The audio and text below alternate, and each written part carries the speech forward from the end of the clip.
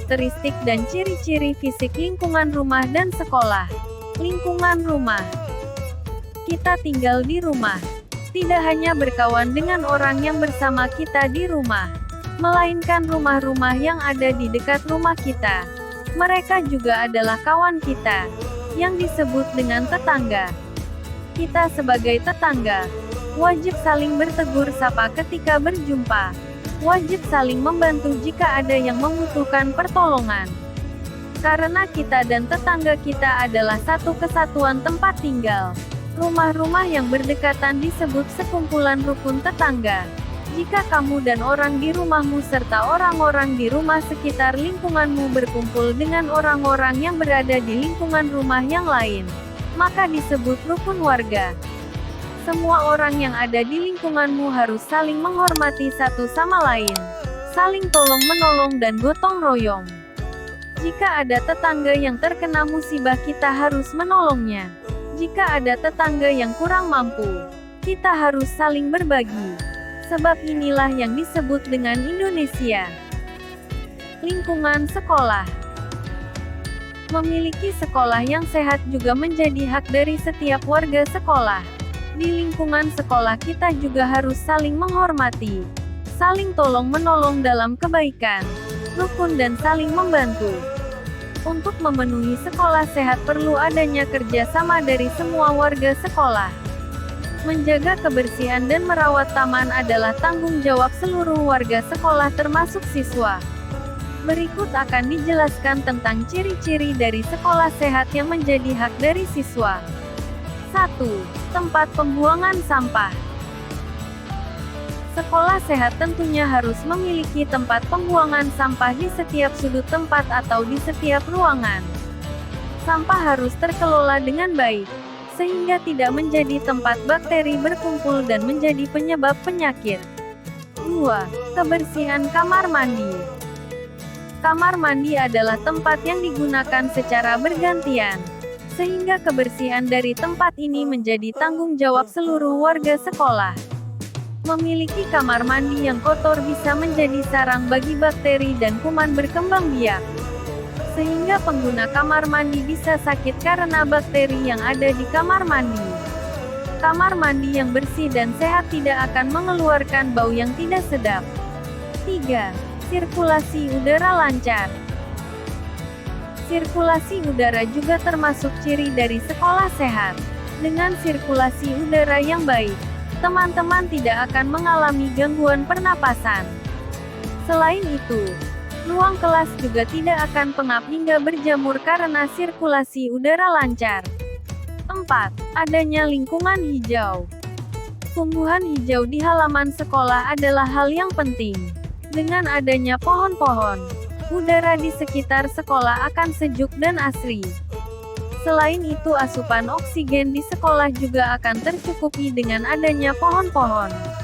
5. Memiliki area olahraga. Area olahraga adalah salah satu indikator sekolah sehat yang sudah ditentukan oleh pemerintah. Adanya area olahraga di sekolah bisa menjadi area bermain dan berolahraga sehingga siswa dan seluruh warga sekolah menjadi lebih sehat. 6. Kantin yang bersih.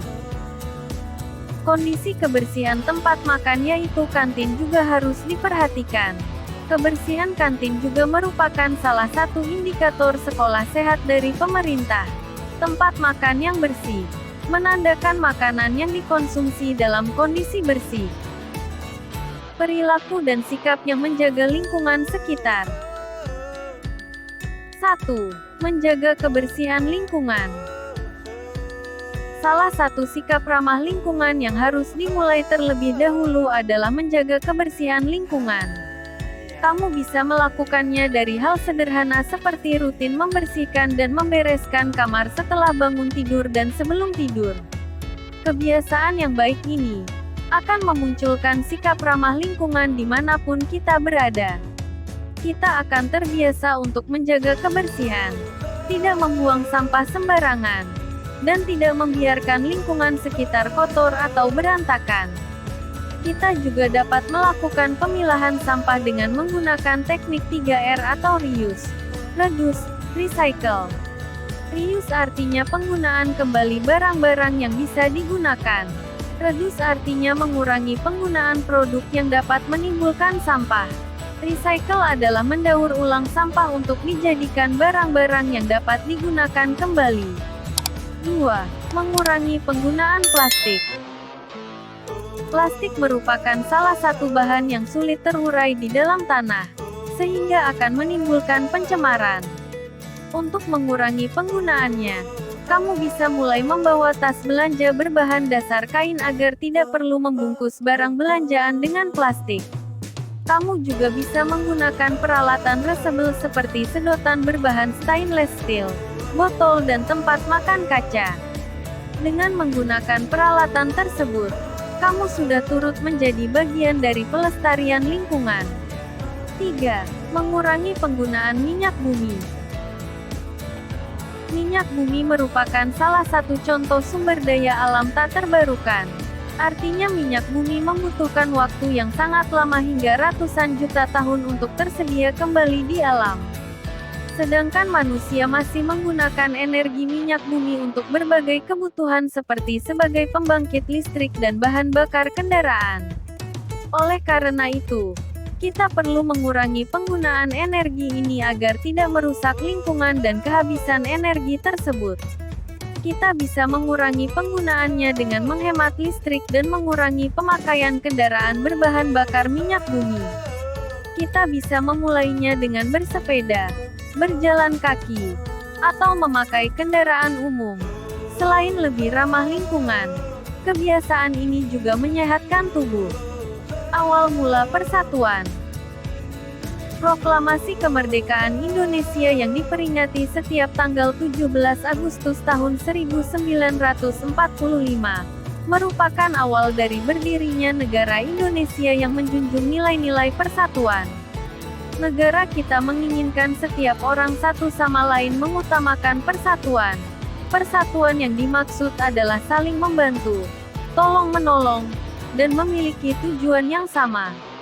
Misalnya, jika di suatu kampung ada kejahatan yang terjadi, maka setiap orang di kampung tersebut bekerja sama untuk mencari siapa pelakunya, agar tidak ada lagi kejahatan yang dapat mengancam keamanan dan kenyamanan di lingkungan kampung tersebut.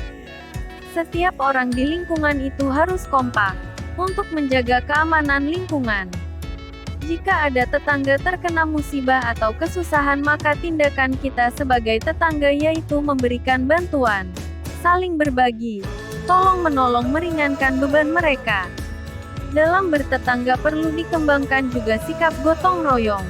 Bekerja sama misalnya saja dalam menjaga kebersihan lingkungan dengan mengadakan kerja bakti yang dilakukan bersama semua warga.